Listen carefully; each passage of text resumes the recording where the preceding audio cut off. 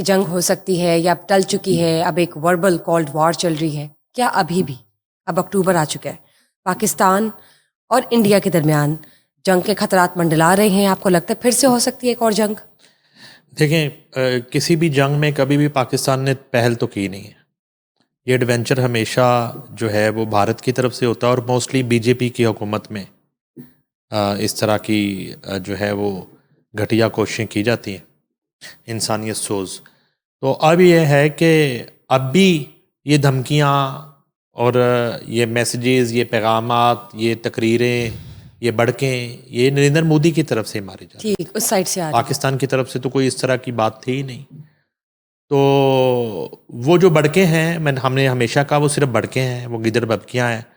اور بھارت جو ہے وہ باقاعدہ اس جنگ سے پیچھے ہٹ گیا، اور اب جو ہے اس طرح کی جنگ جو ہے بالکل مستقبل قریب میں نہیں ہے کہیں بھی. اس کی ایک بڑی وجہ ہے. بتائیے.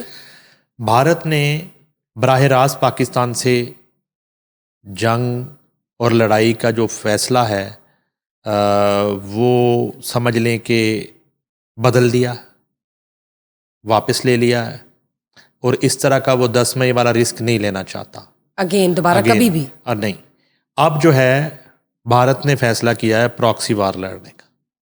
Proxy war. اور بھارت جو ہے وہ طالبان کے پیچھے چھپ کے یہ لڑائی لڑے گا. ٹھیک ٹھیک ٹھیک. اور بھارت براستہ افغانستان یہ لڑائی اب لڑنا چاہتا ہے. براہ راست وہ پاکستان کو جھوٹے للکاروں، دھمکیوں اور بڑکوں سے آگے نہیں بڑھنا چاہتا. یہ میری اطلاع ہے.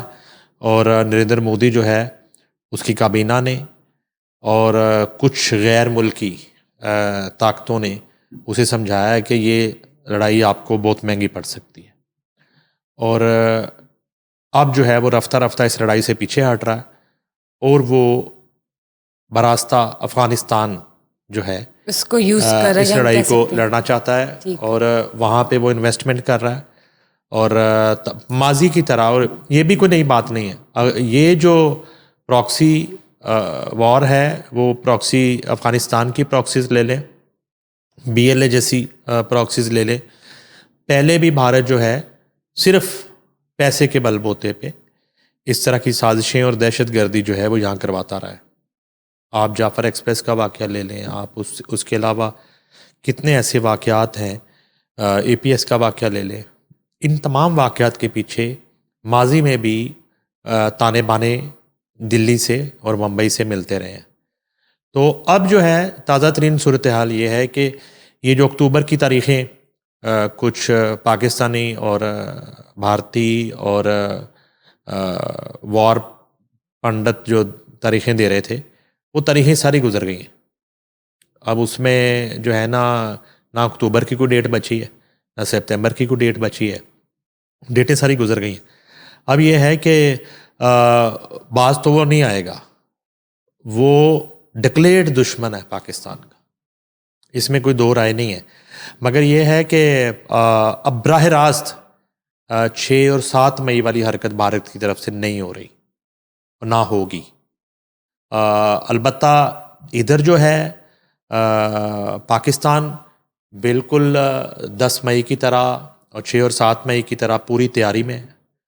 اور ہمارے جو ادارے ہیں، اور آپ نے D G I S P R کی جو لاسٹ پریس کانفرنس ہے وہ بھی آپ نے سنی ہے، اور اس کے علاوہ مشقیں جاری ہیں.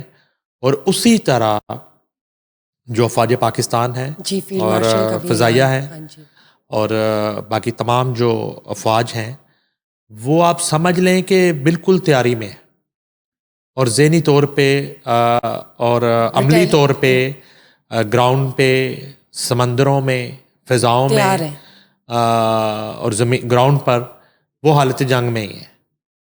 اور پوری طرح ایک جو دفاع کا نظام ہے پاکستان کا، وہ اس وقت پوری طرح ایکٹیو ہے. اور اس کے ساتھ ساتھ کسی بھی طرح کی جارحیت اور کسی بھی طرح کی بربریت اور کسی بھی طرح کے اٹیک کا بھرپور جواب دینے کے حوالے سے بھی تیاریاں بالکل مکمل ہیں. اور بالکل جو ہے وہ میپ بھی تیار ہے، وہ بیسز جو ہیں وہ بھی نشانے پہ ہیں.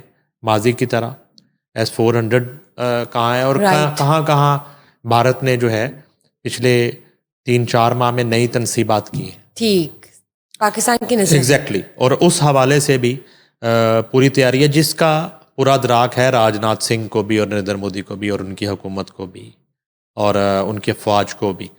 اور یہ بھی اطلاعات ہیں کہ یہ جتنی بڑکیں ہیں یہ جتنی دھمکیاں ہیں یہ صرف بی جے پی کی حکومت کی حد تک ہے اور ان کے کابینہ کے چند جو وزراء ہیں ان کی حد تک ہیں. بھارتی افواج جو ہیں کسی صورت اس طرح کا ایڈونچر کرنے کو تیار نہیں ہے, رسک لینے کو تیار نہیں ہیں، ہم کہہ سکتے یہ بھی اطلاعات ہیں. یہ بھی اطلاعات ہیں. زبردست. اور جو عسکری میٹنگز وہاں ہوتی ہیں اور ہوئی ہیں حال ہی میں ان میں جنگ سے دور رہنے کے ہی زیادہ جو ہے نا تجاویز سامنے آئی ہیں, نہ کہ دوبارہ سے کسی ایڈونچر کسی صورتحال. مگر ظاہر ہے کہ فیصلہ تو نریندر مودی نے کرنا, تو وہ اپنے الیکشن کے لیے وہ بڑکے مار رہے ہیں. الیکشن گزر جائے گا تو پھر بالکل یہ بڑکیں بھی ختم ہو جائیں گے, اس کے بعد آپ اس طرح کی بڑکیں بھی نہیں سنیں گے. اور اس کے بعد شاید ایک کوشش یہ کی جائے گی کہ حالات ماضی کی طرح کچھ بہتر کر لیے جائیں پاکستان کے ساتھ. ٹھیک, تو یعنی کہ یہ تو کنفرمڈ ہے کہ اب بھارت جو ہے ایسا کوئی چانس نہیں لے گا, جنگ کی کوئی ایسی صورتحال نہیں آئے گی, لیکن پاکستان بھی پیچھے نہیں ہے, تیار ہے 24/7 اور ویجیلنٹ ہے اور ریٹیلیٹ بھی کرے گا اف کچھ ہوتا ہے. Anyways let's hope for the best.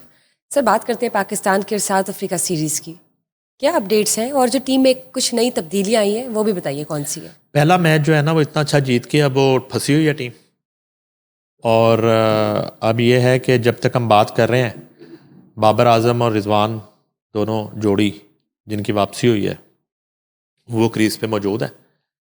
میں تو سمجھتا ہوں سینچریاں کرنی چاہیے دونوں کو, کم از کم بابر کو تو کرنی چاہیے سینچری اس اننگ میں, پھر ہی بچت ہوگی. ادروائز تو ساؤتھ افریقہ کی پوزیشن بہت بہتر ہے اور ساؤتھ افریقہ یہ سیریز جو ہے وہ برابر کرنے کی پوزیشن میں ہو سکتا ہے کہ بالکل. اور بیٹنگ پھر کلیپس کر گئی, ٹھیک ہے جی, رائٹ. اور اوپر سے اب جو ہے نا وہ آؤٹ ہو گئے جلدی 4.